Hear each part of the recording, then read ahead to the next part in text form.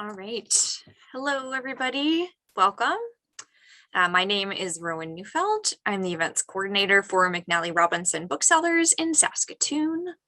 From this end, we're streaming live from Treaty 6 territory, the traditional lands of the Plains Cree, Saulteaux, Dene, Dakota, Lakota, and Nakota. Treaty 6 is also the homeland of the Métis Nation, one of Saskatchewan's founding peoples. I'm so pleased you're joining us tonight for the virtual launch of Only If We're Caught by Theressa Slind. So thank you, Theressa, for being here tonight. Thanks as well to our guest host, Leona Theis. I'd also like to extend our thanks to Thistledown Press for working with us on tonight's launch. And Thistledown Press would like to thank Sask Arts, the Canada Council for the Arts, and the Government of Canada for its publishing program. Before I introduce our host for the evening, I have a couple Zoom housekeeping items. We've enabled live auto captions tonight, which you can access by clicking the live transcript button along the bottom of your screen. And then there is also a Q&A button. So if you have questions for Theressa, feel free to submit them using the Q&A button, and we'll have some time for those questions later on in the evening. Okay, so at this point, I'm going to introduce our guest host for tonight, Leona Theis. Leona's recent novel and stories, If Sylvie Had 9 Lives, won the Saskatchewan Book Award for fiction and the High Plains Book Award for short stories. Her earlier books are the story collection Sightlines, winner of 2 Saskatchewan Book Awards, and the novel The Art of Salvage. So welcome, Leona. I'll pass it over to you. Thank you, Rowan, and welcome everyone.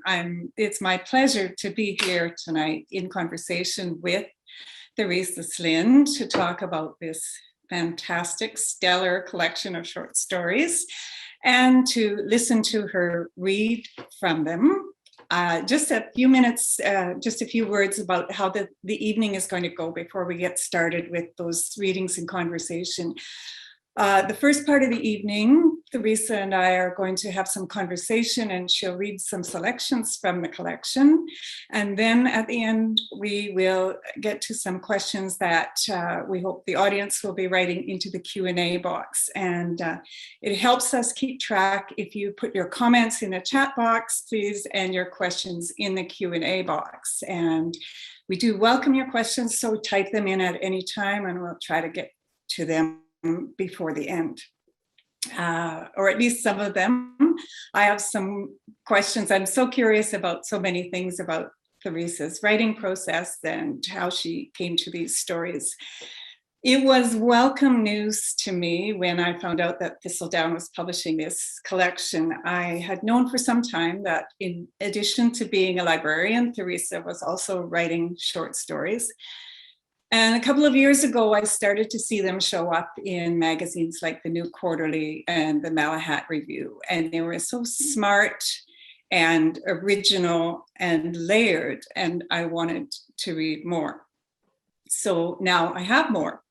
She has delivered us more in the form of an undertaker who's enthralled to ghosts, a humanoid who loves wine, and also just ordinary folks who are trying to find their way through grief and love and parenthood, and all that with some laugh out loud moments along the way. Theressa grew up on a grain farm, I believe, in northeastern Saskatchewan, so she also knows how to write about rural and small town settings. She lives in Saskatoon with her husband and daughter. Her stories appear in the best magazines, including Prism International and Grain Magazine. Welcome, Theressa. Congratulations. Thanks. And I'm looking forward to hearing what you have to say and what you're going to read for us. Thanks, Leona. That was a really nice introduction. I'd like to thank a few people at the beginning here. Thank you to Rowan and McNally Robinson, of course, for hosting this book launch. Thank you to Leona Theis And if you haven't read her most recent book, If Sylvie Had 9 Lives, please do. It is inventive and cool and really, really good. Oh, thanks so much. Yeah, thanks, Leona. I'll thank Thistledown Press as well. I'm so pleased to have the book published. Liz Phillips, Carolyn Walker, Kate O'Gorman, and June Lee, thank you so much for your help. I'll thank the brilliant editor of the book, Michael Kenyon, super smart. And the book designer, holy cow, Natalie Olson from Kiss Cut Designs. Isn't it just beautiful? I just love it so much. I love the spine. I love the back, front, whoops. And interestingly, Leona, right? She also designed your book? Yeah. Thank you also to all the friends and family who are attending today, and the writing community too. You've all been so supportive and happy for me, genuinely thrilled for me, and I just love it. It's so nice. Okay, but maybe I'll read a little bit, Leona, and then we can talk for a little bit. So I'm going to read from, no, I've decided already. I'm not just deciding right now. I'm going to read the first little bit of the first story, and it's called Their Fever Dreams Were Child Drawings. And here we go. But oh, sweetness. The hallway where she waits in her wheelchair is painted the color of cookie dough, which she used to eat by the spoonful. Her weakness for baking had softened a sturdy farm wife frame. She used to take up more space, but her current bird lightness, her porous boned spine curling in on itself as if to tuck beak under wing for sleep, has its advantages. She sees things differently, sideways, and memories lend texture. So the first sight of the little girl in William's old room is paired with the smell and taste of brown sugar, butter, and vanilla. The girl is lying on her belly at the foot of William's old bed, concentrating on a drawing. Margaret waits for William out of habit alone. He died last week and she misses his teasing. Maggie, darling, let me get a word in, will you? Because Parkinson's has left her speechless. Or, giving me the silent treatment again, I see. The other Aspen Grove residents thought of them as going steady. The room's new occupant is Carolyn, according to the nameplate beside the doorway. In a niche below the nameplate is a soapstone carving of a whale.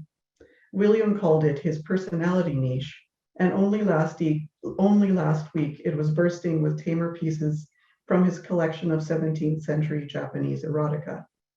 She worried over this affectation during her first few months at Aspen Grove, obsessing over which of her knickknacks really said Margaret.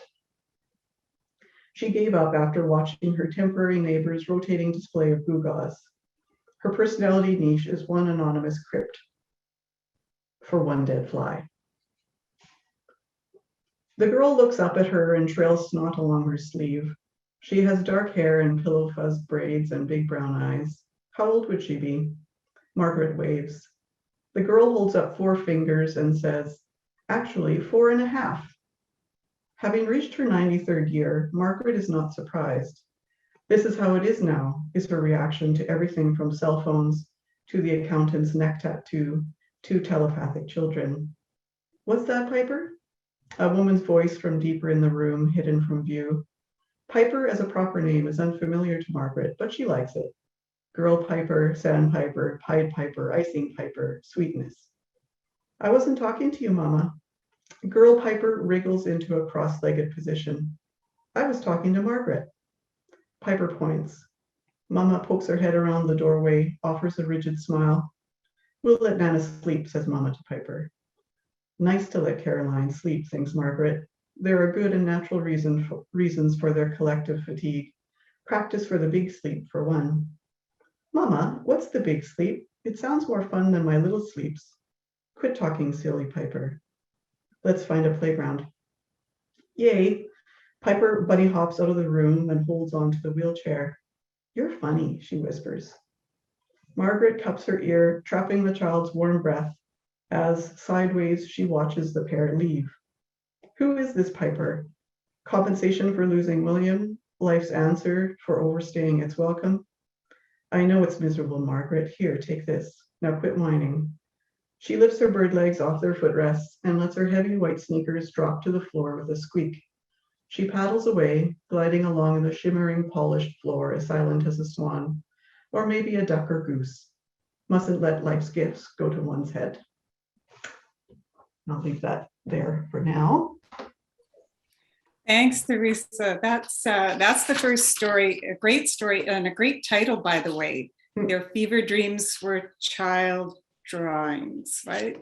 It takes us into some beautifully complicated moments about what it is, about aging, but also about what it is to be human, really, and looking back on a life. It lands with such grace at the end too. It's a beautiful grace in the ending, and it made me want to keep on reading. And so I did keep on reading, and I was no less impressed with the stories that followed, but what I was also impressed with was the range of sensibilities that you show as a storyteller. You can swing from satire in one story to a touching story about a man curled around the thistle of his grief. So beautiful use of language too. You have stories that are full of wisecracking, you have satire, you have a story called Crypsis that has a tone of panic held at bay, another story that has frustration held at bay, at least for a while. So I wonder if you can talk about the decisions you make about tone and mood when you're writing a story. Is it organic or intentional? Does it go back and forth? Or is it something that happens in revision? You can take that any direction you would like to, Theresa. I think those choices are pretty intuitive, Leona, and it gets fine-tuned in revision. I think you will recognize that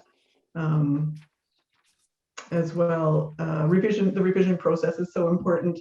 My natural tone or mode, I think, would be to crack jokes just constantly.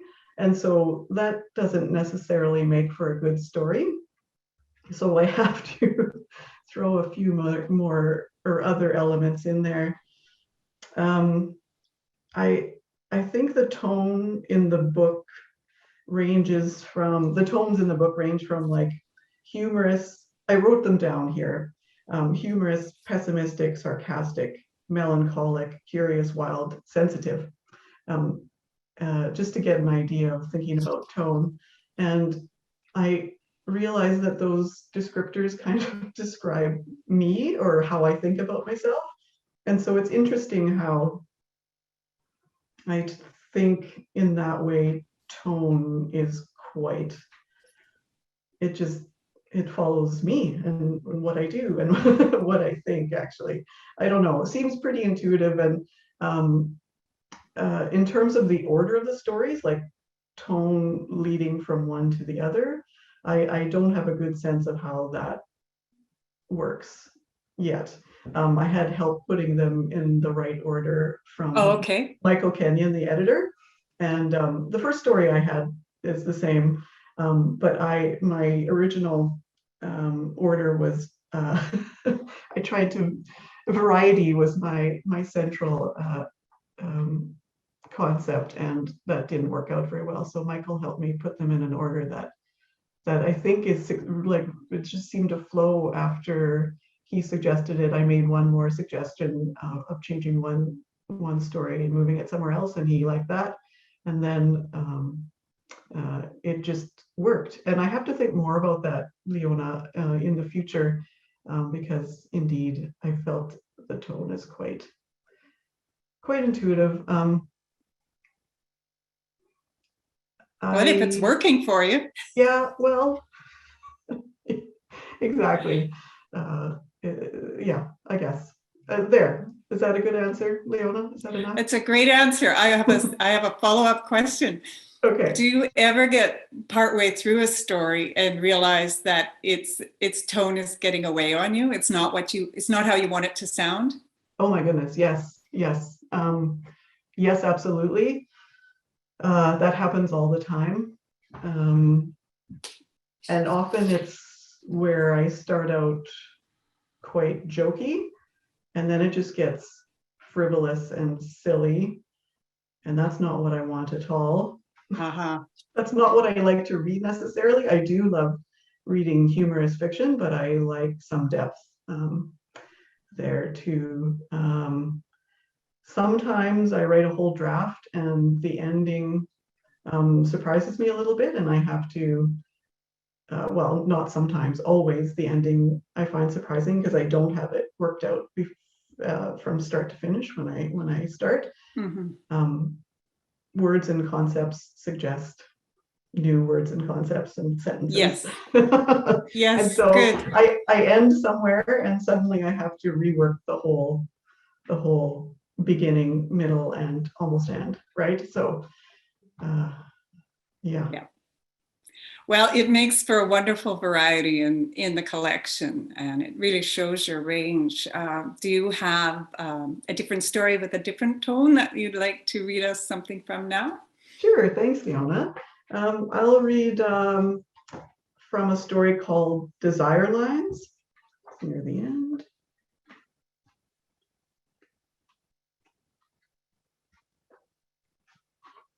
Desire Lines. When Sean first arrived to clear out the late Jake Bamford's house, it stank. Under the mice's high ammonia tang, a middle sea of disintegrating newsprint played below his nose. But on day 4 of the job, as he eats his meatball sandwich at the yellow formica table in the kitchen, he doesn't notice the smells. Either he's cleaned sufficiently or he's gotten used to them. A mouse skitters in his periphery, scurrying along their old trails. The mice are exposed. No more cozy burrows and mountains of newspapers, just wide open, eviscerating space. He's caught at least 40 so far in snap traps he set up along their obsessive and self-destructive desire lines. Stupid mice. In his junk hauling business, he's encountered hoarding before. This drawer is for empty tape dispensers. That shelf is where you keep the broken clock radios. This stairwell is for 20 years worth of weekly Maclean's magazines. The formica table was, only a few days ago, piled high, and apart from the one unsettling exception in the den, every surface in the house was similarly swamped. No, it's not the hoarding that surprises. It's that he kind of likes this guy. Jake Bamford was not your average hoarder. He had discernment. Consider the locked library upstairs. Left without a key, he took an axe to the door that morning to find an avalanche of good taste behind it. Homer, Tolstoy, Proust, Austen, Borges, Joyce, Hemingway, Carver, Mantell, Munro, numerous editions of Shakespeare. Bamford's daughter will probably want the books. Her name is Beatrice, same as his own daughter, Little B, who is 12 and perfect. But if not, he might add them to his own collection, if Tina lets him. But having recently bought out his brother, he's got the old barn and farmhouse for storage, so maybe it's not so much a matter of seeking permission as doing what he pleases. It's Thursday. Tomorrow morning, the cleaners come. Saturday's the open house. He's cleared out the basement, main floor, stairs, bathrooms, and half the library, and has the rest of the second floor to finish today. On Monday, he took stock and decided to leave the master bedroom and den for last. Bedrooms were almost always his least favorite rooms to clear, too private, too redolent of stale dreams. But this den, with its uncluttered desk at its center, gives him the creeps. Why this outpost of cleanliness? He drops his sandwich as a mousetrap snaps in the living room and his phone plinks out the first bars of "You're So Cool," signaling a text from Tina. Hans Zimmer's True Romance theme once seemed appropriate for his wife's calls and texts, but lately has begun to feel overly optimistic. Dentist says B needs braces. Of course she needs braces. Why should the dental work end now? He texts back a zipper face. He loves emoji more than is reasonable for a grown man with a master's degree in English literature. Maybe he should write his doctoral thesis in emoji. Maybe that way he'd finish. Wish you purchased that dental plan. Mine won't cover it. He replies with images of a face with a surgical mask and a pair of pliers. He checks the snap trap. The mouse's split belly reveals a tiny mouse fetus among the guts. Sorry about that. He tosses the whole mouse fetus trap into the industrial garbage bin outside the front door. Beside it is a storage container where he'll put the books. I don't want to see any more of your clients' shit in my house. Do not bring home one more thing unless it's a dental plan. You're So Cool plays again as he's walking back to the kitchen, but there's no new message from Tina. There's a parrot in the kitchen, on the kitchen table, making a hash of his apple. Its body a kaleidoscope of greens and yellows with a patch of blue-gray at its throat, and pivoting, it flashes red tail feathers. It's alive. Bigby warned he might find a dead parrot. The bird rasps and raises its wings and produces another faithful rendition of You're So Cool. A live parrot helps explain the odd noises over the last few days. Beeps, scratches, clicks, the doorbell ringing. How has he not seen the bird before now? It must be starving. As if reading his mind, the bird continues ransacking his lunch. He lunges and saves his meatball sandwich.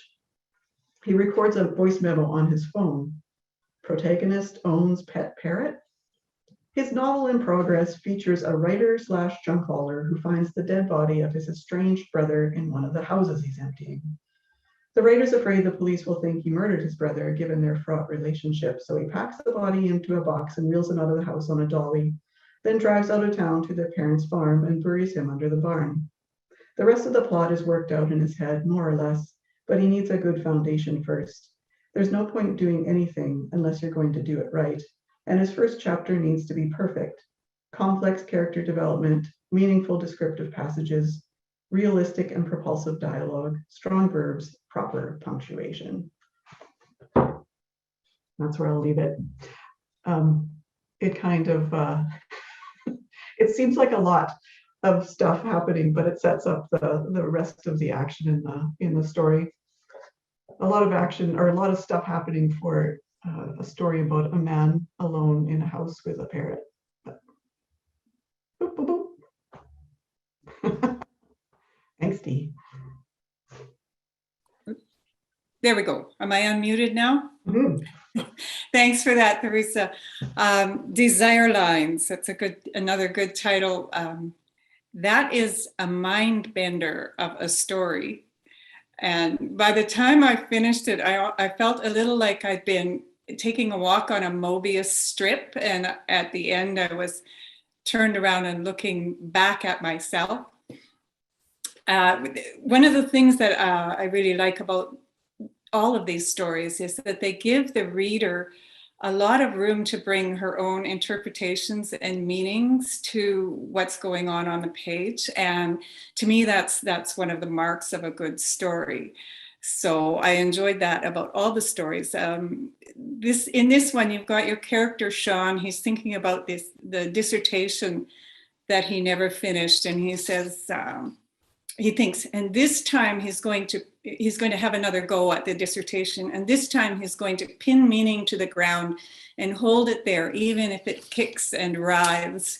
And I felt like as a reader, that's what I was working at doing when I was reading that story. It's just delightfully, well, it shows your what I think of as your free range imagination.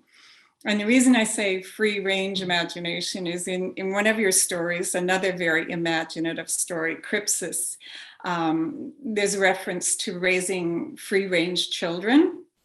And I grew up in a small town, and I've been known to tell people that I had a free range childhood. We pretty much wandered where we wanted to. And there were dangers there, but mostly we found our way. And so I was thinking of that idea of free range children where there are dangers there. And then I was thinking about your free range imagination. And it's a loose connection, but I couldn't let go of it. So I want to know, can you talk about your imagination? Do you, are there dangers of it? Do you ever have to call it back from where it's wanting to go? Yeah, I think so sometimes. I've never, my identity is not, I never thought I was particularly imaginative or creative. Oh, So I never really feel that I need to pull it back. I feel I need to push it. However, I think I might be a little bit creative, as it turns out. And I do get ideas from just any old thing. It could be like an image, or a glancing at a stranger, or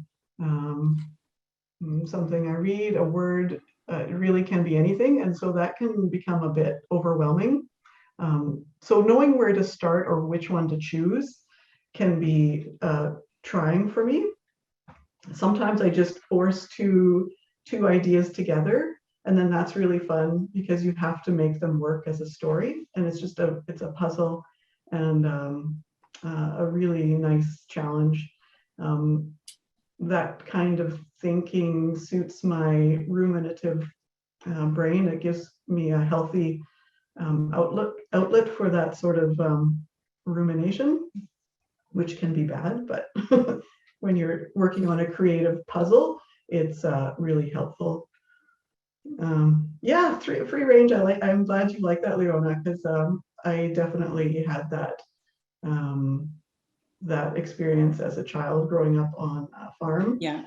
And I personally, I'm lucky in the city. I live on a street with 2 daycares, and and lots of people are looking out for each other on our street. It's just a close block. It has block parties, and Nice. so lots of people are looking out their windows and looking out for one another. And so I kind of felt that my child had a bit of a free range childhood herself. Nice. Nice. I like that idea you mentioned of, taking 2 ideas and forcing them together, and yeah, giving yourself a challenge in making the story work. That's right. And then it enforces those boundaries that you were mentioning too. And sometimes, of course, boundaries help you be even more creative. Yes, exactly. It's true. Yeah. It's true. Do you have yet another imaginary place to take us? Do you have another reading? Yeah, sure. Okay. Ooh, so nice you would ask, Leona. I'll read a third story, and this one is I feel different again, but I don't know. I'm hard on English majors, I realize, in preparing these readings. I am one, so I kind of feel I can do that. This one's called Yes, Mike.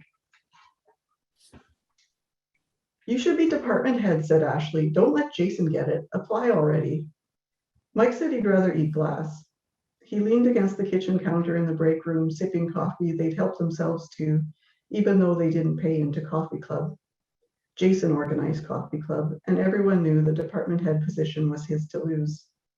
When you eat glass, you bleed out of your ears. Ashley adjusted the scrunchie at the top of her head. I saw it on Oz. Have you seen Oz? Mike had watched the whole series a few months ago during a television binge after Samantha moved out. He couldn't remember the glass scene amid the constant vivid prison violence and gray anger of those weeks. He took a breath to ask Ashley which season. It's awesome. Anyway, being department head would be much less painful, I think. She jerked her head back to reposition her glasses. The lenses were the size of tea saucers. Unless you ate glass while you were department head. She created a frame with her index fingers and thumbs and read the imaginary headline. Office rival grinds glass, serves in co-workers chili. You know how you like Tim Hortons chili. But no one would do that to you, Mike, no way. Then he remembered the scene in Oz. Old gangster, blood seeping out of his ears and mouth, stumbling around a grim rec room, stunned and betrayed, metal chairs scraping and clanging onto the floor as other prisoners watch in horror or triumph or schadenfreude. Do I need to watch my back? Asked Ashley. Please, she said, swatting away the question. If anyone should watch his back, it's Jason. Just kidding. I mean, everyone in admissions hates him. Even the students hate him, but not you. We just really think you have some good ideas. You're really great at your job and you have such nice hair. We all think so. Save us from Jason. She whisper chanted, do it, do it. Talk to Rollins. It's... Rollins' admin assistant Janet walked into the staff room, opened the fridge, and removed a jar of pork rinds. "Hi, Janet," said Ashley. "Still on the keto? I wish I had your willpower. I tried keto once. 2 hours in, I swear to you, I ate a Mars bar, even though I hate them, and a bag of cheesies, which, okay, I love. Who doesn't?" Janet backed out of the staff room. "It takes self-control." "You bet, Janet. Thanks for the pep talk." "Oh, God, what is that smell?" Ashley whispered. "Was that Janet?" The stench of sour milk squatted in the air, and Mike pointed at the fridge. They grimaced at each other. Neither suggested cleaning it. Mike returned to his cubicle, jangly with caffeine, and picturing Ashley dressed in prison drab, then prison orange, sans scrunchie and glasses, scrunchie having been confiscated as a potential noose, and glasses punched off her face by a fellow inmate on day one. She looked kind of sexy. Then he started to feel #MeToo I objectify about the part where he's a prison guard with blue collar and billy club. Maybe he should apply for the department head position. His gut said no, and his head too. The stipend was small, the increased workload significant, the respect gained minimal. They called the soon-to-be retired incumbent boss of the staplers behind her back. But his gut and head always said no. That was his problem, according to Samantha, who described him as a no person. When he asked what that was, she said, the opposite of a yes person. Was Sam right? Was he a no person? Did he have nice hair? Was he the only one who could displace the reviled Jason? He spent the rest of the morning following up with the perennially stupid and hopeful prospective students. "I'm sorry you failed physics and calculus, but you kind of need them for engineering. Have you considered the humanities? I have an English degree. And look where I am now." Had Samantha meant he should be more ambitious? Shortly before she left, she'd asked where he saw himself in 10 years. "With you," he'd answered with conviction. And when her head tipped to the left and her eyes narrowed, he added, "And our babies?" Wrong answer.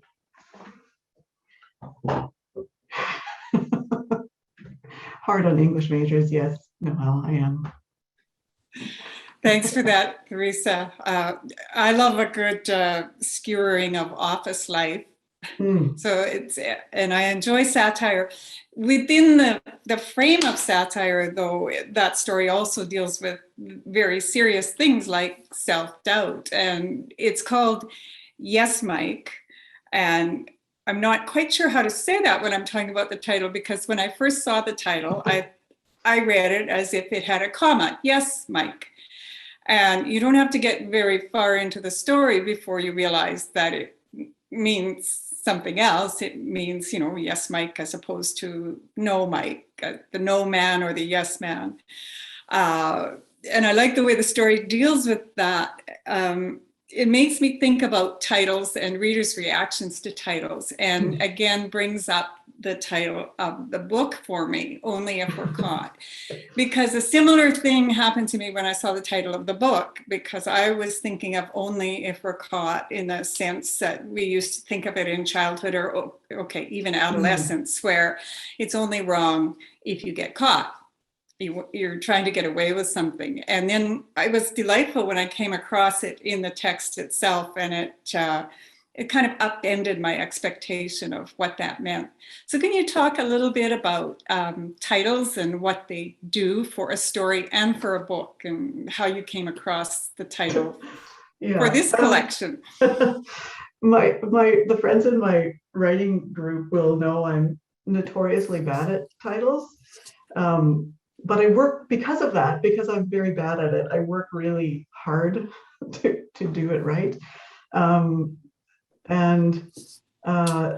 title of the book came after lots of suggestions that I had. I proposed all kinds of titles. I really liked Desire Lines as a title for this collection, but I took a little informal poll with my smart friends and family, and many of them didn't know what the concept meant. And I thought that, abstract concepts are not necessarily the best or most inviting titles of books, though I love it. And I think it works super thematically. Desire lines are those little, it's a concept in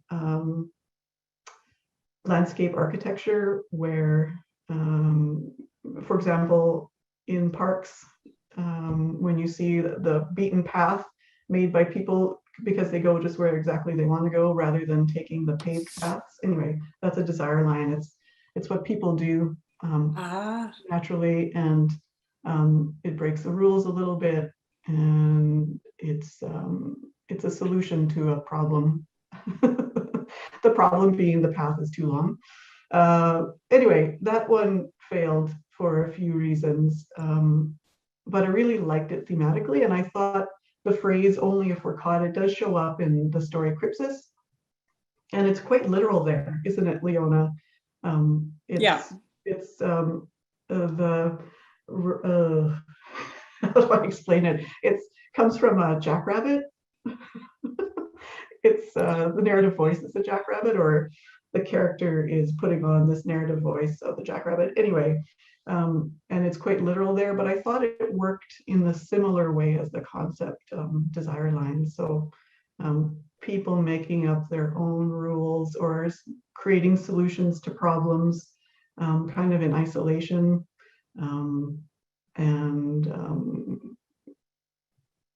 yeah, a little bit of rule breaking too. I thought it worked thematically.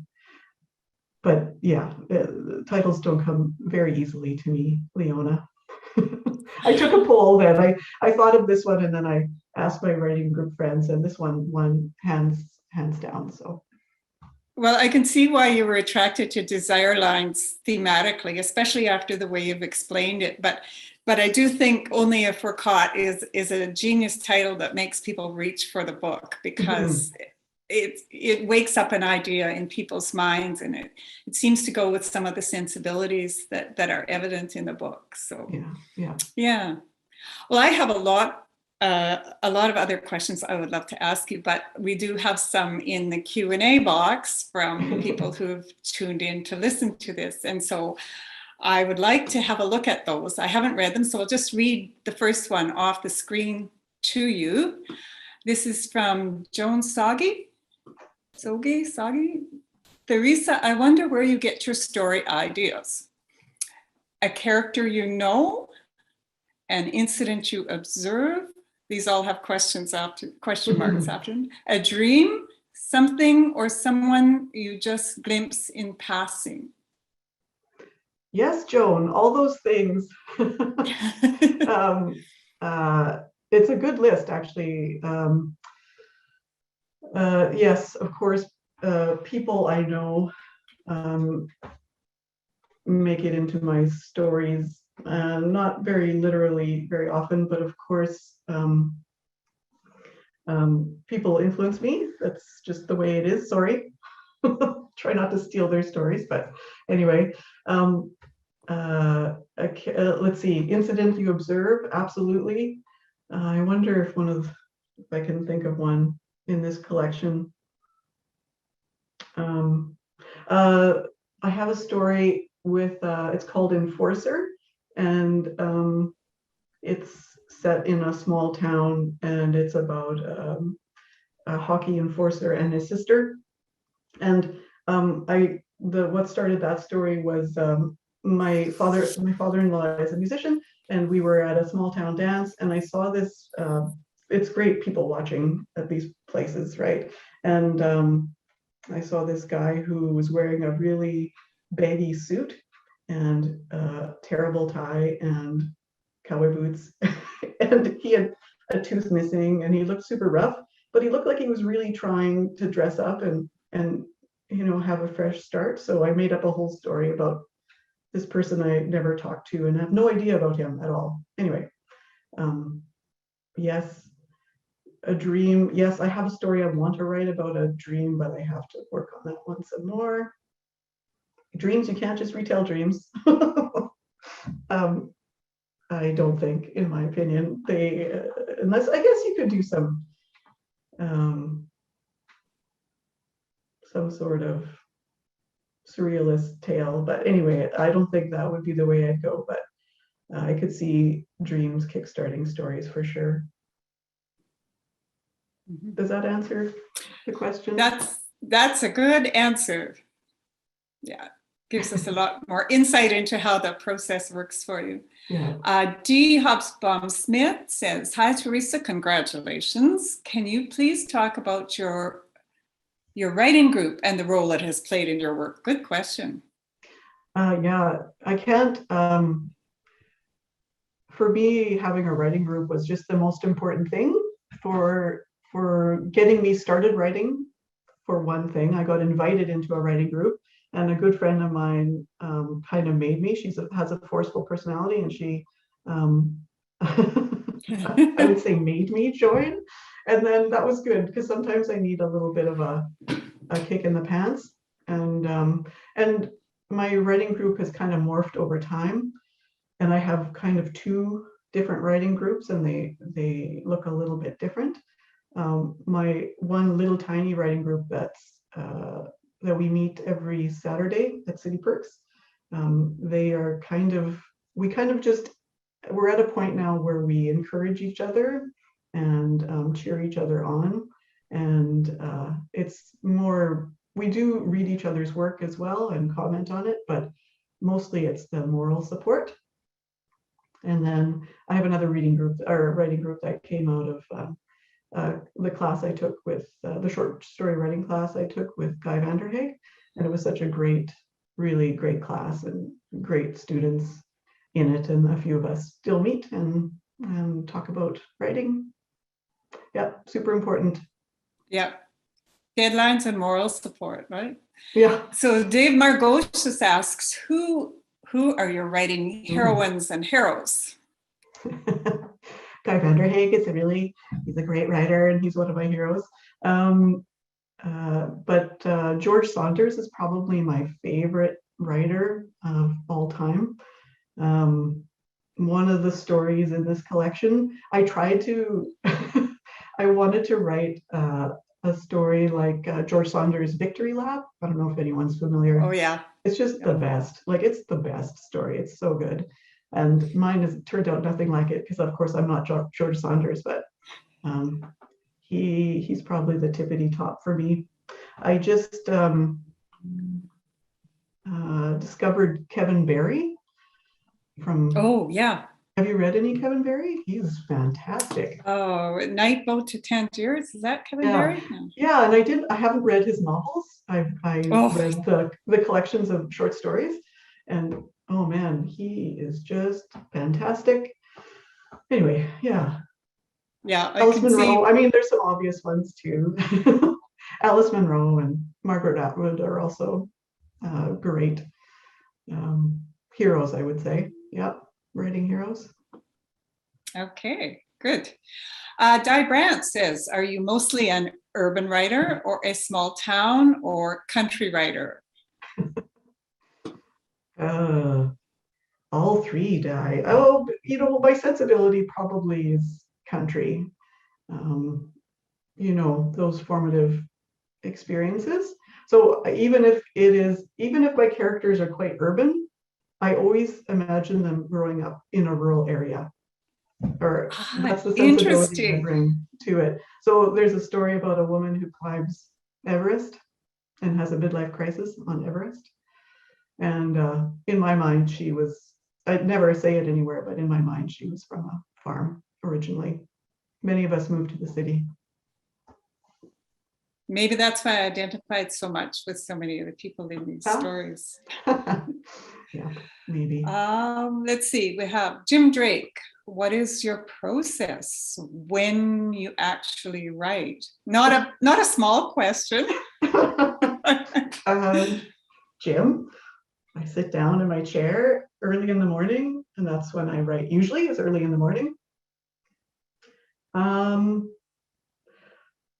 I'm not experienced enough to have one of those amazing, you read about Hemingway, I think he would stop in the middle of a sentence or a paragraph, and he knew exactly where he was going the next day. And so he could start just tear into it the next day. I don't have anything concrete like that. I usually read over what I'm working on, so it's a bit iterative at the beginning, but it gets you into the mood.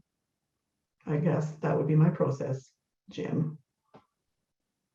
Okay, we've got time for a few more. The questions are flying in here. People are really have a lot to that they want to talk about. Vanessa Mantell, we always learn about ourselves as we work and become more complex writers. You mentioned a creative puzzle.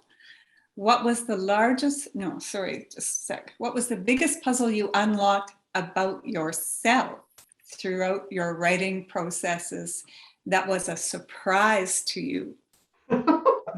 Vanessa, what a personal question. Oh, gee, man, that's a big question. That's a tough one. Yeah, no kidding. You know, I guess writing, like I said, I never considered myself a creative person, but I think when I started writing, I realized I might be. And so I brought that new identity to my workplace and started to see the way I worked at the library as being creative in some ways too. So I guess that maybe is what I learned, Vanessa. That's lovely, a lovely way to think about that, Theresa. Yeah. Trina St. John. Hi, Theresa, congratulations. I'm wondering how you discovered that you like the form of short stories. Good question. And whether you'd like to write in other forms one day, such as novels or poetry. Hi, Trina. I love short stories, so that's how I discovered the form. I just love reading them myself. I think they can have all the emotions and power of a novel, but packed into a little tiny package. And I just love them so much. Sometimes I find, because I love them so much, sometimes I find novels bulky and why are you going on so much? But I also love novels too. And yeah, I'd like to try a novel sometime. Poetry, I don't think I would try. I just don't know. I don't think that's me, unfortunately. Poets are the coolest, but that's not me. We have a couple of more, and I think we can get to them as we end off here. Alice Kuiper says, congrats on the gorgeous book. What are you working on now? Alice, I have three stories in various forms of completion. So I have a really ugly first draft of one that I wanna get it to a good place by the end of October. That's my goal. And I have two more that I'm a little bit stuck on, but I have faith that I will find my way through those. And then I have an idea for a novel, but I don't know. That seems overwhelming. Interesting. Yeah. Well, one more question here in the question box. Noelle Chorney, where in your life do you think you took on the I'm not creative identity? And when did you begin to shed that? Well, personal again. I think I don't know. When I was little, I'm not a good drawer, or like I'm not good with visual crafts, with crafts and things like that. And so when we were asked to draw in class, I would always copy my friend Kathy's work. And so I think it was formed quite early. And when these things happen, then you kind of just take it on. And so I think that only started changing quite recently, honestly, that conception of myself. Good thing you keep learning, hey? I didn't catch that very last sentence, Theresa. Good thing we keep learning. Yes, yes. Michelle Gilka, do you find the writing author community in Saskatchewan and Saskatoon supportive? Absolutely, extremely supportive. Yes, and I've been helped by all sorts of, just encouraged and supported in all sorts of ways by local writers. It helps working in a library too. I get to meet lots of people that way. So that was good. And I helped with the writer in residence program there. So I've met lots of people that way. And then informal ways, the Saskatchewan Writers Guild is really amazing. They have lots of good, like writing group grants, for example, and writing workshops and all that. So yes, very supportive. And you were part of the mentorship program at one point, weren't you, from the Guild? And yeah. That's right. That's right. Mm-hmm.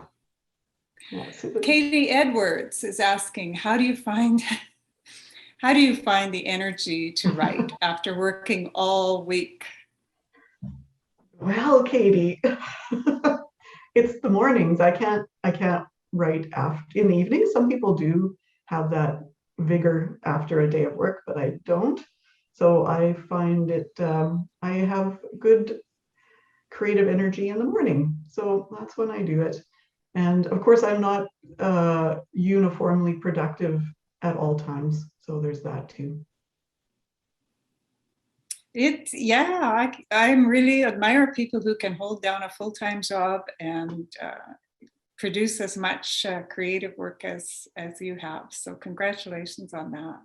Okay. That brings us to the end of the questions in the box. Thank you, everybody, for all those good questions. It really helps the conversation roll along when people have lots that they want to hear, and there's great spontaneity in your answers, Theresa. Made you think too. Yeah, I wish I could redo the tone one, Leona, from the beginning. All right, here's Rowan again. Did you have some wrap up, Rowan? Yeah, I'll pop in here. Of course, to say thank you to you both for being here tonight. My pleasure. Yeah, so thanks, Leona Theis, for guest hosting tonight. It's a pleasure to have you. And obviously, thank you to Theressa Slind for launching Only If We're Caught here tonight. And just a quick shout out to June and Carolyn at Thistledown for getting us some extra books today.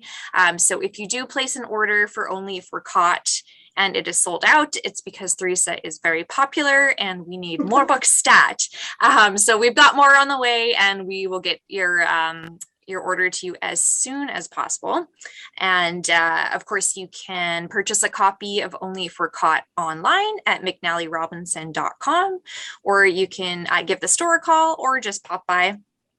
And yeah, we appreciate your support so much and look forward to being able to safely host events in person again. But until then, please keep an eye on our coming events page to find out more about our virtual event offerings.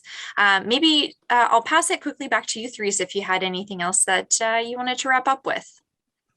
Oh, no, just thank you everyone for coming and for being such great friends and family and supporters and readers. Oh man, I love readers so much. Yes, that's wonderful. Thank you so much for joining us, everyone, tonight, and take care. Stay safe. Have a great night. Thanks, Leona. Thanks, Theresa. Bye-bye.